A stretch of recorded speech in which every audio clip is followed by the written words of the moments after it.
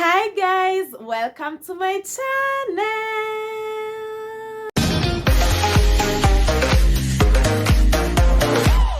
In this video, we are going to be comparing Mshwari and Fuliza. Now, these two loan apps are almost similar, but there is a slight difference that I want you guys to understand.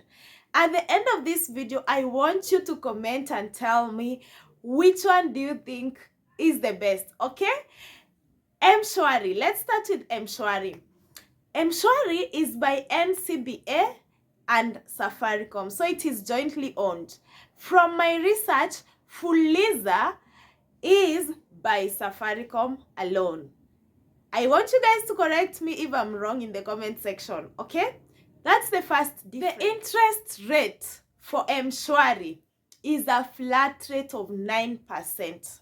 But for Fuliza, interest rate increases each and every day. So every day the rate is increasing. For Mshwari, the money has to be paid in 30 days. So the deadline for repayment is the next 30 days from the day that you pick your loan, okay? For Fuliza, there is no deadline because the interest is being gained each and every day. So they don't put any deadline. But when money is in, whenever you deposit money in your M-Pesa, it goes away. For Mshwari, it's not the case because they do not deduct money from your M-Pesa. They hold on for you to repay the loan. But then, after 30 days, you will be a defaulter. That is the big difference. For Mshwari, if you do not pay your loan, you're blocked. That is, if you do not pay your loan in 30 days, they block you. For Fuliza, they do not block you. Now, here's why Fuliza will not block you. It's because the loan interest is accumulating each and every day. So the more you delay to pay that loan, the more they make money from you. So it is an advantage to them if you actually do not pay fast, if you do not repay that loan fast. Now, in my honest opinion, when I look at those two loan apps, I can already tell which one has more interest. Definitely, Fuliza will charge you more because the loan is increasing the interest each and every day. So imagine for M-Pesa, at the end of 30 days, for Mshwari, at the end of 30 days, you only pay a loan interest of 9%. But for Fuliza, at the end of 30 days, you can already see the math, because the loaning is increasing each and every day. The interest rate is increasing each and every day. So you can do the math and see how much you will pay at the end of 30 days. That tells you Mshwari has a lower interest rate. But then Mshwari has to check how much you're using your M-Pesa every time. For Fuliza, you just get the money there and then, as long as your loan limit has not yet ended, as long as there is a limit for you, you can get your money there and then. Now, what is my recommendation? At the end of the day, there are two things involved there.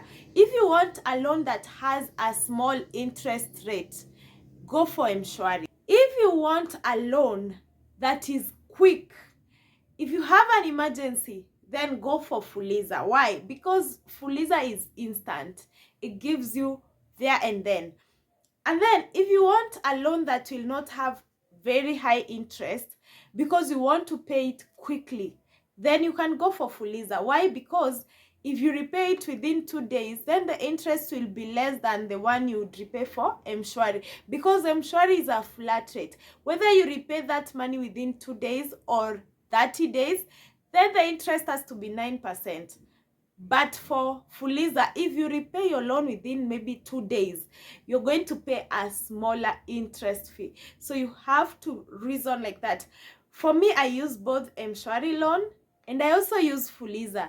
Those are the two things that I usually consider when I'm taking those loans.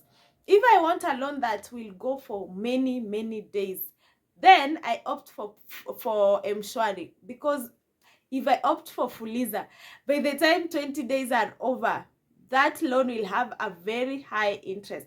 And then Fuliza, if I get money immediately in my M-Pesa, shoo, it goes. So those are the kind of things I consider. But if I want a quick loan, and I know I will pay maybe tomorrow, or at the end of the day I'm going to pay it, then I go for Fuliza because it will not charge me very high interest rate. Yo, at the end of the day, I always say make sure you take your loans wisely. Do not take loans that have very high interest. Do not take loans for luxury. Only take loans for emergencies, and have a clear plan on how you're going to repay that loan. If you're taking a loan for luxury today, I will advise you right now, do not take the loan. That's why I'm doing a series of how to take loan apps, how to take loans, what to consider, and reasons as to why you should not be taking a loan. Alternative things that you can do instead of relying on loans. I have seen people suffer in debts because they only rely on loans. All they do, everything. Yani, the worst thing about loans is that they come in very handy that moment. Like, I want 10K. I take my Fuliza account, shushu, 10K in my account. I spend it. After you spend it, that's when depression hits. So I always advocate for taking loans only when necessary. If you find yourself relying on loans or depending on loans, then you already in that uko kwa shimo la kupotea, in short, and we need to save you. So I talk about loans, yes, I give you loan advices, but I also caution people, do not take very huge loans that you cannot repay back. So be wise when taking loans, and comment down below in case you want me to assist you. If there is any other loan apps that you want me to compare, or bank loans, you can comment down below. I always know that we cannot survive without loans, but then we have to take them very, very carefully. We don't want to end up, miserable just because of loans. I know you guys have seen those things even on social media, people who ended up miserable because of loans.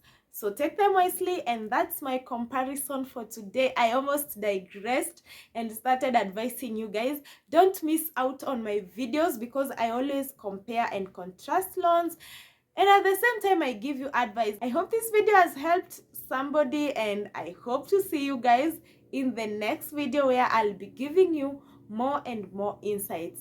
Until then, please make sure you like this video. Give it a thumbs up, guys. Thumbs up. I don't know where the thumbs up is. That's why I'm doing this. And comment down below. Tell me what you think. Tell me if this video is useful. Should I do more comparisons? I will definitely be at your service. Ask me any question. I'm gonna answer you guys exactly according to my knowledge. Okay. Until next time, see you guys in the next video.